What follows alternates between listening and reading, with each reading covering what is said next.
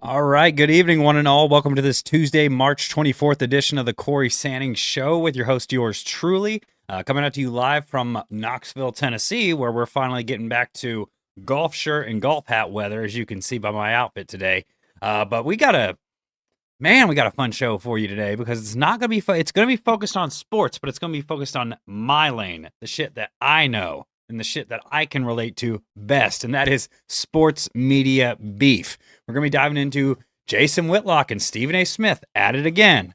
Jason Whitlock appeared on Cam Newton's podcast 4th and 1 for a tell-all interview with Cam himself, and of course, we all know the feelings are pretty mutual between the two, and they're not so positive. I doubt they exchange Christmas cards anytime soon. So we're going to get into what Jason Whitlock said. We're going to get into what Stephen A. Smith said. We're going to examine the beef as a whole. Then, obviously touch on some quick hits at the end of some NFL signing news, obviously. And then we'll get into more as we close the show. But today's show is brought to you by my friends at Bioworks Knoxville.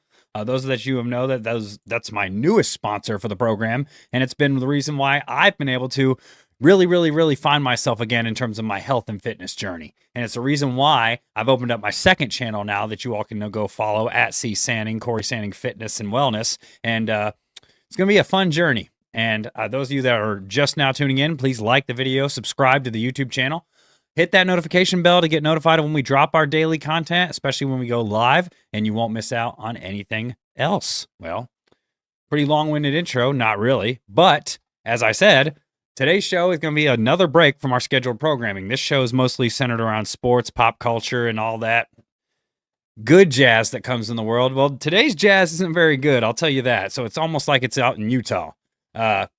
Stephen A. Smith and Jason Whitlock have been at each other's throats for years. Stephen A. Smith and Jason Whitlock do not like one another. Stephen A. Smith and Jason Whitlock have made it now, I guess, a priority to destroy each other.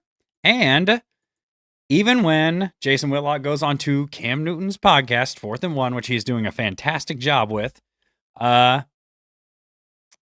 asked the question and Whitlock answered. And those of you that have not heard, I guess we'll get to the crux of the beef right here with Jason Whitlock's comments. Jason Whitlock on why he and Stephen A. Smith do not get along, courtesy of 4th and 1 with Cam Newton.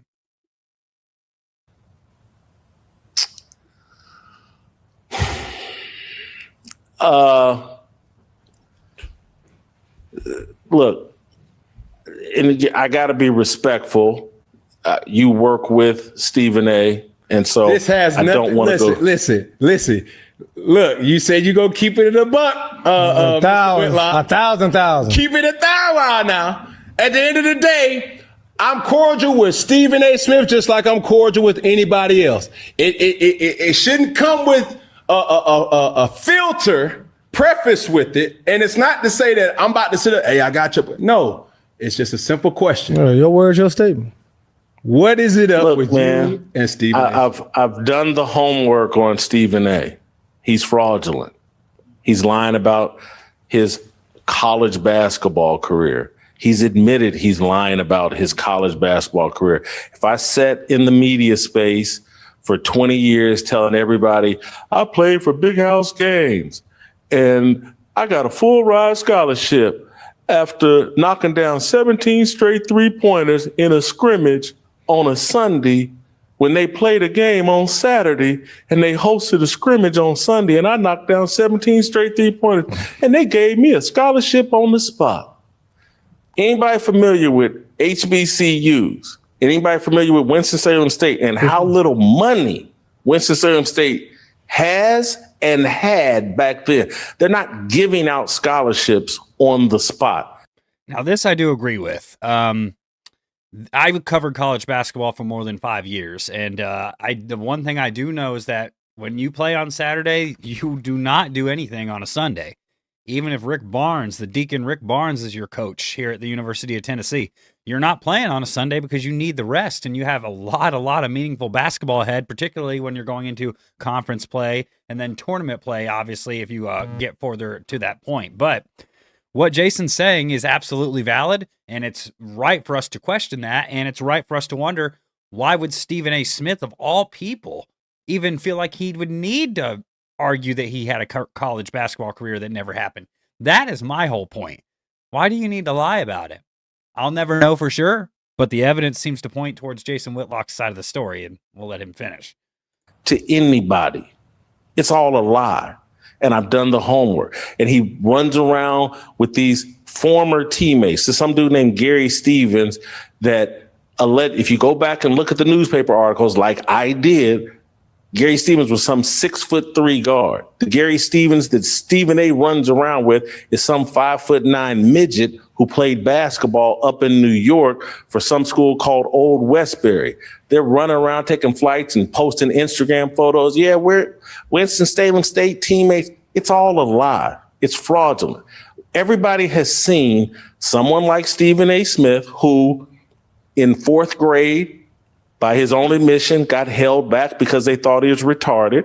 When he was in 11th grade, his counselor laughed at the thought of him going to college.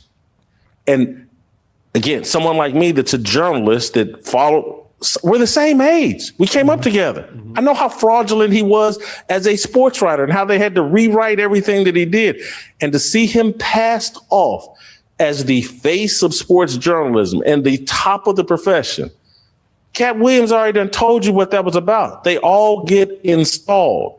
Bob Iger and the $20 million a year that they give this guy to be a puppet and the standard for sports journalism. It's a joke.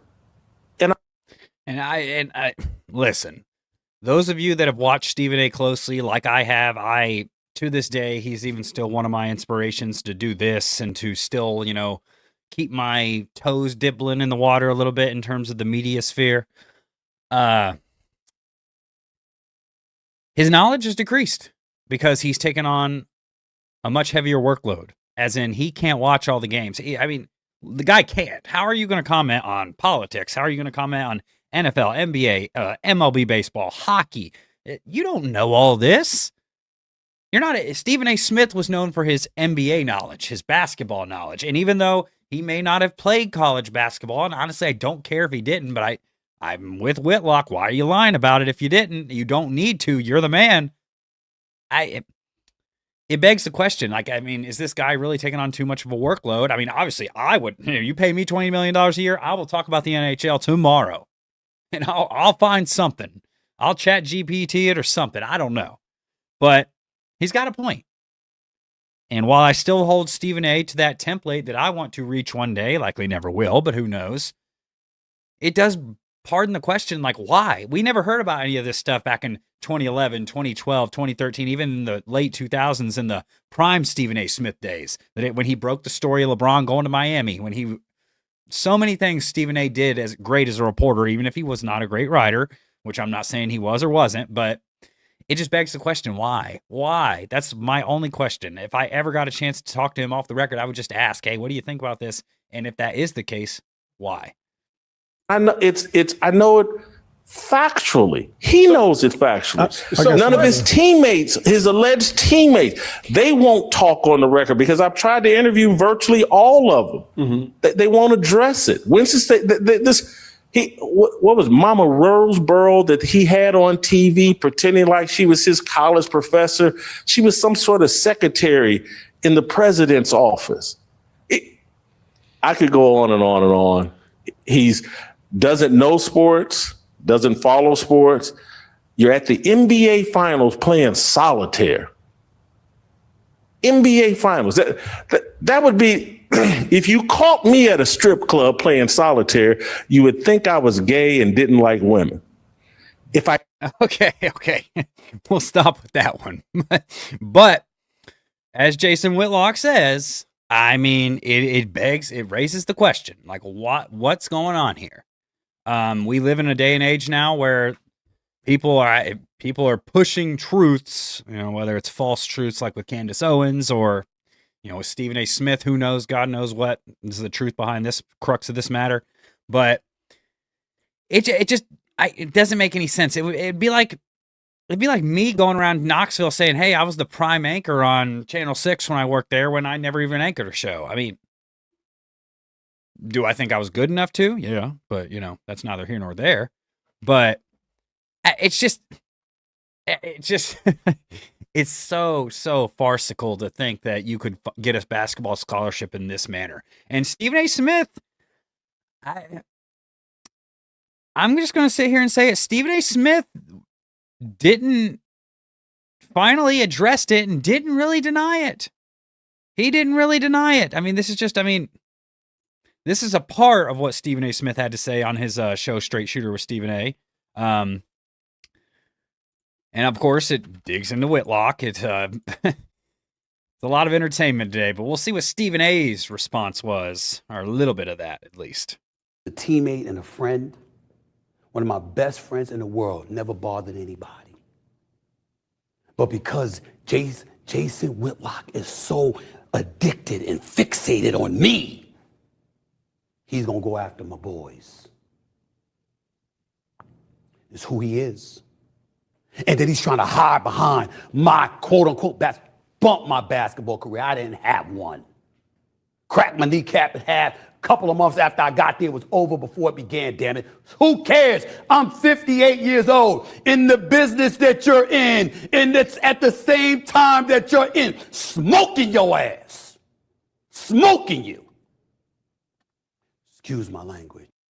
Now, let me just add to it.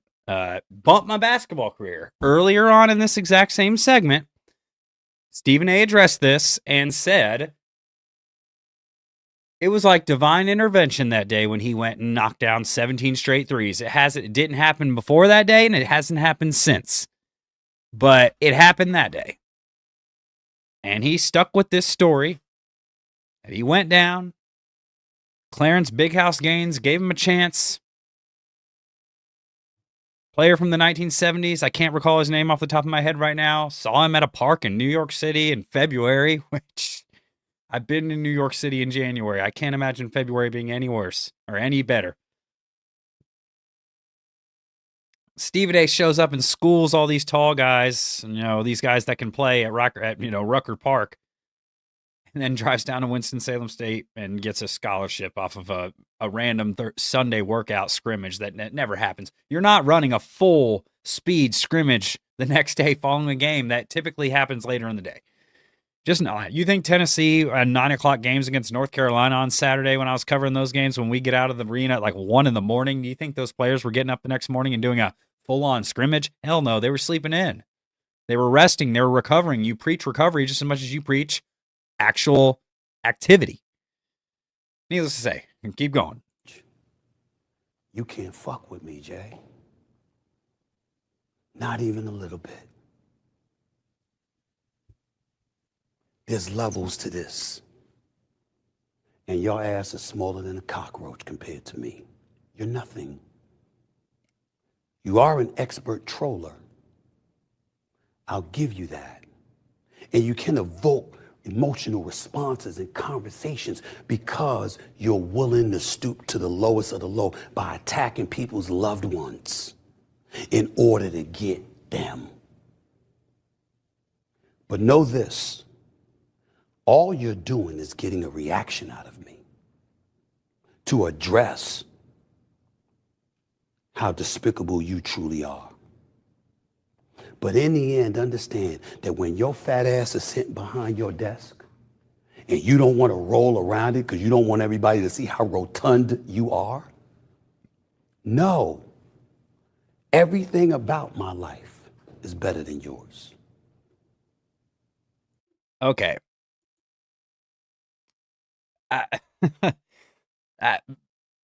It's personal. It just is. And you clearly, Stephen A is triggered.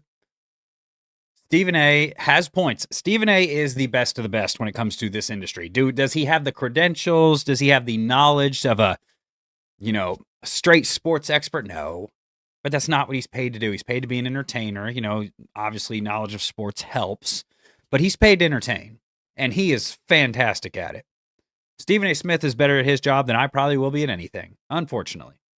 I think I'm pretty damn good at this, but I'm just starting out, so who knows if this will actually pick up.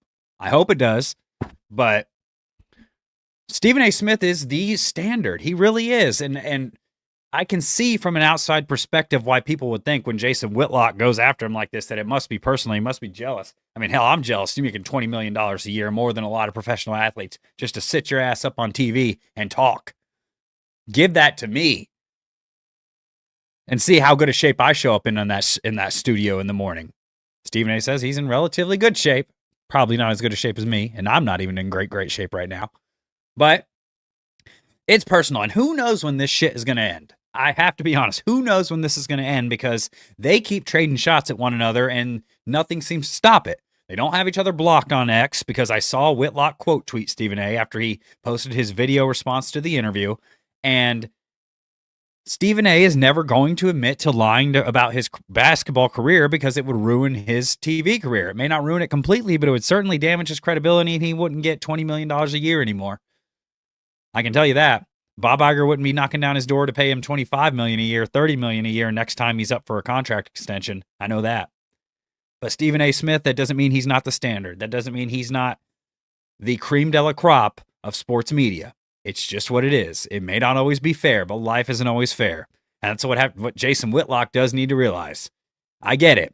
It's a horrible, horrible thing, morality-wise, for someone to lie to get their way to the top. But typically, that's always what happens. And it's happened in America for centuries, and definitely in the last century. We all get on about Erica Kirk. Oh my gosh, she lied her way to the top at Turning Point. Man, they misspelled her name in her yearbook once. She lied about when her parents got divorced. Lying isn't great, but who gives a shit? If someone misspoke, that doesn't necessarily mean that they're lying. But in this instance, I've seen plenty, and I've been led to the water enough to where I know I can take a drink safely. And where there is smoke, there is fire right here with this Stephen A. Smith basketball nonsense. But what I don't understand is why he would even feel the need to do so, because back when Stephen A. was breaking stories and Stephen A. was Mr. NBA know-it-all, nobody questioned that.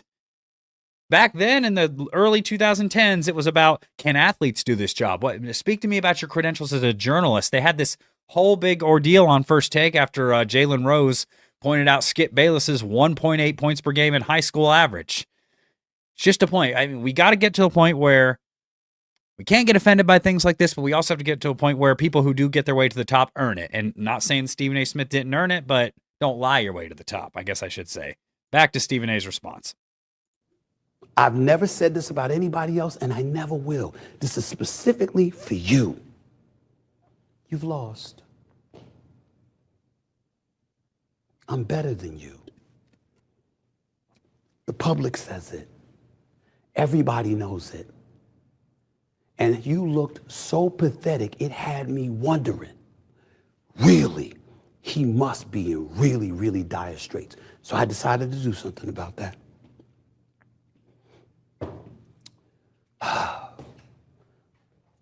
Nice studio.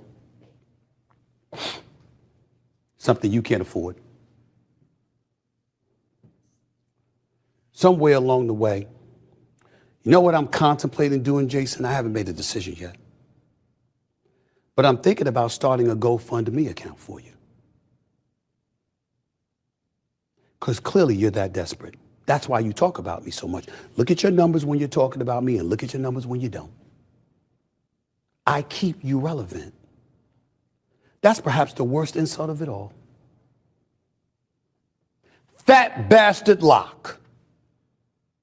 That's the title of the GoFundMe account. Fat bastard Lock.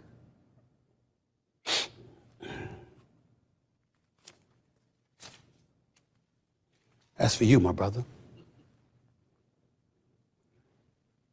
Contrary to what you're willing to tell Blaze Media, you used to do that a lot, didn't you? After all, that's the only chance you had of getting some. Oh, man. Oh, my God. He didn't just go there. I've watched Jason Whitlock's show. I watched Stephen A's show. I do this too. Not on the same level that they do. But Jason Whitlock, I'll give him this. He does admit that he used to throw Make It Rain at strip clubs. Perfect chance to take a shot that you probably can't afford. Jason Whitlock responds saying he owns 3 homes. Not doubting that he doesn't. But this is so childish. It is hilariously entertaining. I'd be completely honest. If I was on either side, can I sit here and say that I would definitively not respond that way? No. But the reason Stephen A has to respond in this fashion is because he cannot debunk what Jason said. That's the problem. He can't debunk it. He has no proof. He just doesn't, because there is no proof. Stephen A. Smith, for better or for worse, lied about his college basketball career. And that's that. It sucks, because I didn't take Stephen A. Smith as a liar. But the more that I've gotten older, I'll be 30 in December, the more I've realized that even if it's just a subtle mistelling of the truth, not everything you believe about everybody on face value is true. And it's a shame. It's just the world we live in, though. I mean, how many people thought that Jeffrey Epstein would turn out to be one of the worst people in the history of America? Nobody at the time, except for people that maybe were close to him and saw him behind the scenes. Unless these billionaires probably just turned a blind eye, which I'm not saying they didn't. They probably did. Erica Kirk. Why all of a sudden, as a woman that stayed out of the public eye, that takes over the company that her husband said that she would be next in line for if something were to happen to him, and now all of a sudden it's a big conspiracy that she had him killed or was complicit in his murder, or they were complicit in a cover-up, when Candace Owens has not presented a single ounce of evidence that suggests that Tyler Robinson is not that shooter. And I'm not meaning to veer off into a different subject, but no magic bullet theory there. But to cap it off, we're going to listen to the rest of Stephen A. Smith's response, and then I'll provide some more additional context of what he said about Jason in this clip. But to finish off Stephen A. Smith's rant, we got about about a minute, 2 seconds. Needless to say, probably didn't work for you either. Because if anybody needs something, it's you. Cam Newton, next time, my brother, because you know I love you, you going to interview somebody and bring me up? Don't just sit there and let them talk shit. Ask questions. Let them prove it. I'm a fraud? How? What facts do you have? I'm sitting there doing an interview with Glenn Bessinger the other day, and I talked about how growing up as a teenager, I saw a few people get murdered. Not like literally, I mean, you hear gunshots, oh shit, you turn around and somebody's gone. I'm lying about that according to Jason Whitlock, like he was in Hollis, Queens, New York 40 plus years ago. How would he know? I'm a fraud, and do you believe this or that? I'm a fraud. How do you know? I didn't write my own book. How do you know? If you're going to bring me up and you're somebody that's in my... That is Stephen A. Smith at his best when he gets very upset and eloquent. Stephen A. Smith early on made some comments about, and this is just to provide some additional context for you all, what his side of the Jason Whitlock beef was. Well, mostly his response. Jason Whitlock was with ESPN, I believe, back in 2013. In the early 2010s, he was tasked with running a website called The Undefeated, which was supposed to be the top black talent at ESPN. It was sort of like, it was supposed to be ESPN's Grantland, those of you that remember that site with Bill Simmons from back in the 2010s. And according to Stephen A., Jason Whitlock tried to recruit him to work for it. Jason denies that, said Stephen A. Smith, obviously, as you can see, was not a talented enough writer, and he beats the desk about that. So I don't know if that's true or not. I'm more so leaning towards Whitlock's side on that. But at the same time, there's a lot of smoke with Stephen A. too when it comes to Jason Whitlock alienating himself at these networks and lying to people and about people behind their backs and being selfish. I mean, honestly, who isn't selfish when it comes to a career like that? You're trying to make the most money for you and your family. You're trying to obviously get to the top, the cream de la crop of the business, like Stephen A. Smith is, and like Jason Whitlock was never the cream de la crop, but he was with networks, Fox, ESPN, then Fox, obviously. The Undefeated, just go look up the story about that. It's a very, very, very, very tricky story. And Jason has one side, Stephen A. has another. Stephen A.'s side is that Jason Whitlock alienated himself and nobody wanted to work for him and it went under. Jason Whitlock's side is that he couldn't find anyone talented enough or good enough at writing to to, I guess, uphold his standard. And I will say Stephen A. Smith did give Jason Whitlock credit that he is a great writer. He is a great writer. I love reading his columns and reading his work. But at the same time, this beef is childish, but it's so childish that I love it, and I hope they keep at it. I really do. I hope they keep at it. I hope that they never stop because it's intriguing to see because Stephen A. Smith usually doesn't get into his personal life that much. He really doesn't. But if you're going to go around and lie about your college basketball career and drag people into that lie and pay your school to carry out that lie, someone's going to dig into it because you're at the top. There's always going to be someone willing to bring you down. And whether Jason Whitlock is right or wrong, morally, he might be right. But at the same time, it's always going to stink from both sides. There's never going to be one straight answer because beefs are always two-sided and it's always he said, she said. But it is entertaining, isn't it? Wasn't that good? But with that being said, we're going to get into today's sponsor of the show, and that is BioWorks Knoxville, Knoxville's premier recovery and wellness headquarters located off Osprey Point Lane. You can call and book an appointment here, or you can go online and do so. I prefer online just because it's quicker. You can get regenerative therapy, recovery therapy, wellness therapy. Obviously, you can go in and get peptides, IV drips, vitamin injections. You can get high-dose vitamin C for those of you that have a bad immune system. I'm part of that group. You can go in and get ozone IVs. I've preached to this. It clears brain fog like that. Basically, it oxygenates your blood so richly, and they infuse it back into your body that it kills inflammation, and it also helps with that brain fog, and it also has other health benefits as well. You can go in there and get that. You can get peptides, as I said before. Reta-2-Tride. I am now running what is called MOTS-C after 3 weeks of Reta, and I feel great. Like I said, this other channel that I've started is now dedicated to my fitness journey and helping people in that regard.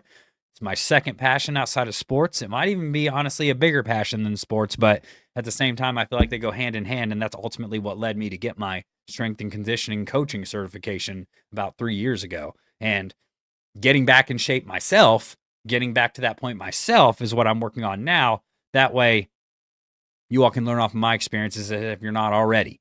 But go see them at BioWorks Knoxville. Please tell them that I sent you. Please. They might like me a little bit more. I say that a million times. You can even get cryotherapy. You can go in their infrared sauna. I know that is wildly popular nowadays. And you can even get red light therapy and compression therapy for those of you that get a little sore on them leg days. That's been me lately, only because I took too much time off of doing leg days. So with that being said, let me know what side of the beef you guys are on. I'm going to go ahead and throw in the guest lines. It is on there. It is the pinned comment. So call into the show and let me know what you think. Like I said, we have been doing this now this is the 12th episode, and not one person has ever called in to debate me or let me know what they think. You don't have to necessarily go on camera. It's preferred that you do. But call into the show and let me know what you think. Whose side are you on? Is Stephen A. right? Is Jason Whitlock right? Should Stephen A. make $20 million a year? Should Jason Whitlock just forget about it and move on?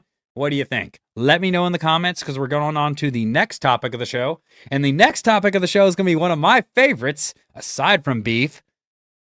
We are going to get into NFL signings because Joe Flacco is heading back to the Cincinnati Bengals. Man, I never thought I'd say that. Yeah, talk to me 12 years ago. I said he would have been a Raven for life, but at the same time, I never thought that he would hang on this long. Joe Flacco heading back to Cincinnati after last year where he had a couple of good games, just tossing the ball to Jamar Chase. Had a couple of bad games as well, but you take what you get with Joe Flacco, and he is going to be the backup for Joe Burrow next season, so we'll see how the Joe combo does. Obviously, Cincinnati has more problems on their hand than quarterback play or offensive play in general. You have a powerful offense with Burrow, Jamar Chase, best receiver in football, T. Higgins, best number 2 receiver in football, and then you have Chase Brown, who's a very, very good and up-and-coming running back. Just need to have a better offensive line, and they need some pieces on defense. They need some defense. Who knows what the new signings they'll have will do this offseason, but is Joe Flacco the greatest backup ever? No, not even close. I'm sure there's been better. Steve Young. I just say that. Steve Young was once Joe Montana's backup, so yeah, definitely not. He's Fluco, and we all know he's Fluco, and who is Steve Young? Steve Young was once Joe Montana's backup before taking over in the 90s. Joe Flacco wasn't just a backup, so you can't say he's just a backup. He was originally a starter. But, yeah, I mean, Tom Brady was for less than a season. Think about that. I will say this. Joe, he must be hanging around getting that check to pay for them kids, man, because there's no reason for him. He's honestly hurting he's never going to get into the Hall of Fame anyway, but he's hurting his Hall of Fame potential by hanging on for so long. And obviously, like I said, he's done some great things. He's gotten to the point where they say you throw Flacco in there anywhere, he's going to hoop. That's why Kevin Durant that said that. Yeah, it was. I mean, he won most improved player. No, he didn't win most improved player. He won comeback player of the year, the first player ever to win that after not suffering an injury the year prior. He just came back off the couch, and I don't know. When you lead the Browns to the playoffs, I guess it's an upper echelon achievement. But yeah, Joe Flacco heading back to Cincinnati. Also, those of you that have been living under a rock and do not remember that the Ravens for 4 days had Max Crosby on the roster, I don't know where you've been, but Max Crosby actually went on his podcast today because we obviously had a piece released earlier from Jeremy Fowler that said from ESPN, it's not really new news to local reporters and people who follow the Ravens beat, that the reason the trade didn't go through was because they discovered a degenerative issue, which raised long-term durability questions about Max Crosby's knee. Obviously, Ravens fans have made their opinion known on this failed trade in recent days. And Max addressed that on the latest episode of his podcast, The Rush. And we'll listen to what Max had to say about the Ravens and their fans, and then we'll react on the other side, because I'm sure this is going to be pretty entertaining. So, Max Crosby, here you have it. This is hilarious. I had so many people like, bro, I got the Ravens fans. This is the last time I'm going to talk about this, truly. I got all due respect. Like, it's nothing but respect. I was with y'all for 4 days or whatever it was. Now the fans, this is a prime example.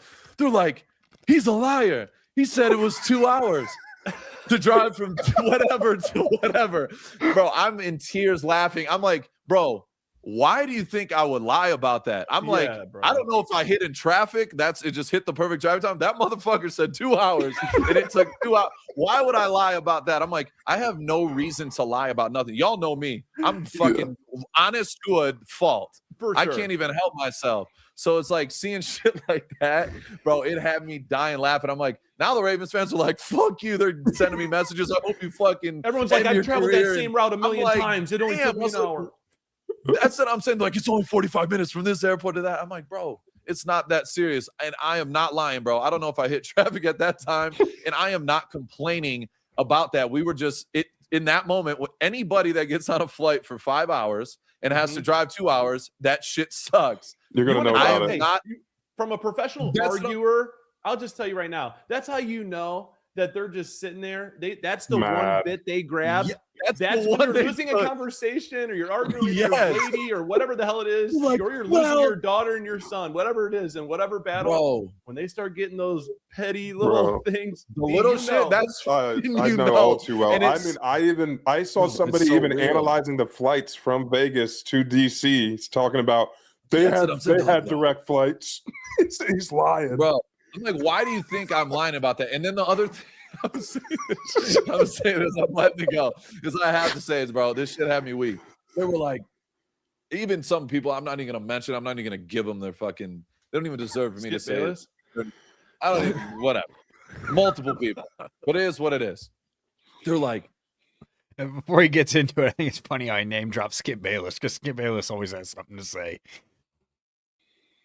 Yeah, he's a diva. He said that they sent him on a commercial flight. Bro, I fly commercial 99% of the time. Yeah. Only like, why is that a thing? I'm like, people are like, see, he got humbled. He's done it. I'm like, bro, y'all been waiting to fucking try to say some shit. They've never seen the bill if for that's a PJ. The detail you pick up, bro, I fly commercial all the time. Yeah. I only fly private if I literally have to. Like, that's literally it because I can do it.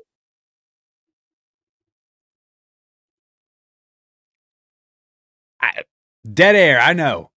FCC sue me. I don't have no reason to not believe him. I really don't. I have no reason to think that Max Crosby's lying. I have no reason to think that he wouldn't be honest about his experience. Pardon me. Obviously, there's been reports today that come out of the Jeremy Fowler article that's mostly known amongst Ravens beat writers, that he did see Jesse Minter in an informal setting early on when he arrived at the facility, but obviously they didn't meet, formally until later after he went and got his MRIs and his physical done.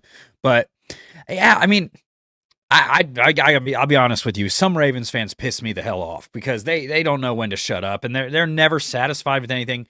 Case in point, today there was a parody account that tweeted out that Zay Flowers camp has said that he wants north of Jackson Smith and Jigba JSN money, which is $42 million a year now.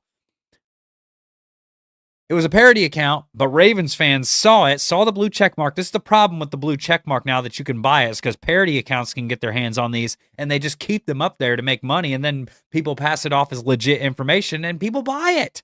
I cannot tell you how many times I get sent tweets and articles from fake sources that pass off as real because they've bought that blue check mark. That needs to stop.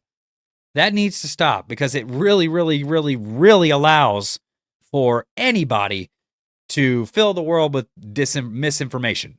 It does. And honestly, it's made social media a joke, even more of a joke than it already is. But there's no legitimacy anymore with actual people who are on the ground with credible sources that are actually reporting on this stuff. It pisses me off. And it needs to be stopped. That's just a rant over there, but like I said, Ravens fans are never happy. I love you all to death, but sometimes you all piss me the fuck off, and I'm just going to go ahead and say it because Zay Flowers is back-to-back 1,000-yard seasons. Zay Flowers, the numbers break down. He's one of the best against man coverage. He's one of the best against the numbers aren't popping off the top of my head, but Zay Flowers is one of the best receivers in football. He is a wide receiver 1. He may not be 6'2" with 220 pounds. He's a wide receiver 1. He just does it in his own way. He's a playmaker. He's a human joystick. Enjoy him while we have him. I think they'll pay him, and I think they'll extend him. He'll be the first drafted Ravens wide receiver to get extended by the team, and I'm looking forward to seeing what that looks like. Do I think he'll get $42 million? I mean, depends on who else gets paid first. I think if the Ravens are smart and they do plan on keeping him, they would try to extend him this offseason now, given what JSN just got. But again, JSN's coming off Offensive Player of the Year, which is much higher accolade than the Pro Bowl. But with that being said, last topic of the show. Those of you at Tennessee, I have not done my due diligence and covered Tennessee athletics enough. It's in the middle of March Madness. They are going back to the Sweet 16, and I'm going to start doing my due diligence now that I'm getting this company up and running and this thing up and going, and I actually have stability and I actually have equipment now in place to do this stuff. Tennessee, we all know what the breaking story was last offseason, was Nico Iamaleava choosing to leave Tennessee for UCLA because he thought he was worth more than what he was worth. And on Jeopardy, this actually got posted on social media. I don't know if this was this year or what, but this was the question. I don't know. Is this sports for 400? Anyone could have gotten this. In 2025, star quarterback Nico Iamaleava said, "I am leaving this school's volunteers for UCLA." Now, this has to be sports for 100 because anybody with a brainstem would know based off of that. What is Tennessee? Who is Tennessee? I am leaving. Nico, I'm a leave you. And then obviously Nico went on to have a horrific season at UCLA. Nico will likely not be drafted, barring a miracle this season, and he lights up college football and goes on a Fernando Mendoza type run. Maybe they trade for Curt Cignetti because this is mostly professional sports at the NCAA level now. Who knows? But that was good. I have to give Jeopardy that one. I don't really watch much Jeopardy just because I'm not that old. I'm getting old, but I'm not that old. Oh, man. The Nico hate, and yes, I'm going to go ahead and put this comment on the screen because it still stands true to this day. That's one nickname that I love that I came across, courtesy of my former classmate at UT Journalism School, Taryn Johnson, Stinko Iamaleava. Yeah, he was that more often than not last year. And he was that quite often in his lone season at Tennessee, despite Tennessee going 11-2. But for those of you that are just tuning in, I do appreciate you all joining me for tonight's show. Those of you that are on the audio-only audience, I do appreciate you all joining as well. Please go to the YouTube channel and subscribe, Like the video if you enjoyed it. Comment to boost the algorithm. Make sure you hit that notification bell, though, and get notified of when we drop our daily content here at the Cory Sanning Show. And before we get out of here, I am going to just share my screen with you all to show you the new channel that's up and running that you all can subscribe to. A little bit of a different type of content. This is focused mostly on fitness, wellness, and self-improvement, and mostly my business coaching. First video out, I discovered peptide therapy. Just basically goes into my fitness journey, why I'm doing what I'm doing now, and the ramifications for the mistakes that I made back in, my early to mid 20s. So those of you that are just tuning in, subscribe to that channel, please. Support the show on Patreon. The link is down below in the description. Follow me on social media. And until next time, make sure you drink your, I almost said drink your greens. Eat your greens, eat your protein, drink your water, and get some sleep and recover, and we'll see you in the morning. I'll see you in the evening.